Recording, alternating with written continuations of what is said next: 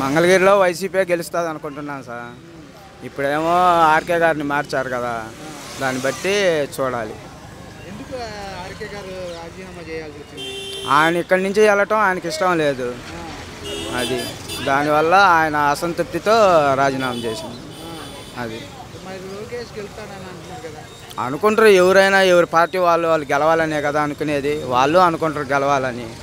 ఆయన అంతకుముందు 5 సంవత్సరాలు మినిస్టర్గా ఉన్నాడు కదా, ఆయన ఏం చేసింది ఇక్కడ? ఏం చేయలేదు కదా. జనాలు ఉండి పని చేయాలి కదా, పెట్టడం ఏముంది, వాళ్ళ నాన్న చాలా పథకాలు పెట్టిండు కదా, అవి చేసింది ఏది? అది రాష్ట్రం మొత్తంలో ఇప్పుడు వైసీపీ వాళ్ళు అయితే వైసీపీ వస్తుందని చెప్తారు, టీడీపీ వాళ్ళు అయితే టీడీపీ వస్తుందని చెప్తారు.